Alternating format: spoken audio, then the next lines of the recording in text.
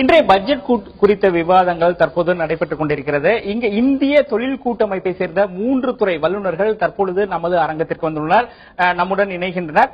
முதலில் திரு கோபால், அதாவது சிறு குறு தொழில் துறையை சேர்ந்த திரு கோபால் வந்திருக்கிறார். அவரிடம் பேசுவோம். சார், இந்த பட்ஜெட்ல 5 கோடி ரூபாய் வரை தொழில் முதலீடு உள்ளவருக்கு 1% எக்ஸ்டென்ஷன் கொடுத்திருக்காங்க வரி. இதுக்கு என்ன எல்லா இண்டஸ்ட்ரீஸ்க்கும் இந்த 1% டிஸ்கவுண்ட் அண்ட் கார்பரேட் டாக்ஸ் வரும்னு நினைச்சிட்டு இருந்தோம். ஆனா அட்லீஸ்ட் சின்ன கம்பெனிஸ் வந்திருக்கு, அது ஒரு பெரிய பிளஸ் பாயிண்ட் தான்.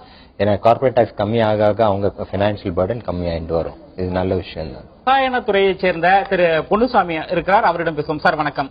இப்பொழுது உங்களுடைய துறைக்கு ஒதுக்கப்பட்ட இன்றைய பட்ஜெட்டில் ஒதுக்கப்பட்ட நிதி, அதோடு மட்டுமல்லாமல் ஓவரால் இந்த பட்ஜெட்டை எப்படி பாக்குறீங்க? இது பாத்தீங்கன்னா இப்ப மேக் இன் இந்தியா ப்ரோக்ராம்ல அவங்க ரா மெட்டீரியல் டியூட்டி சரி பண்ணி கொடுக்கறோம்னு சொல்லியிருக்காங்க. இது என்கரேஜ் பண்ணும்.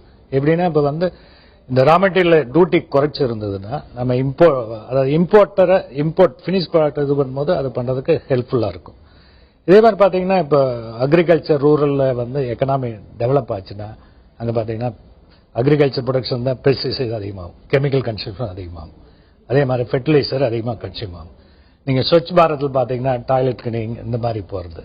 மொத்தத்தில் பையிங் பவர் ரூரல் பீப்புள் அதிகமாகுது, கெமிக்கல் கன்சம்ஷன் அதிகமாகும். இது ஒரு வரவேற்கக்கூடிய இது.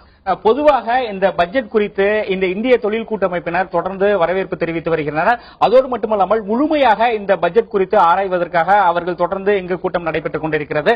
அதன் பிறகுதான் இவர்கள் இந்த பட்ஜெட்டுடைய முழு விவரங்களையும் தெரிவிக்க வேண்டும் என்று பல்வேறு தொழில் கூட்டமைப்பினர் நம்மிடம் தெரிவித்துள்ளனர்.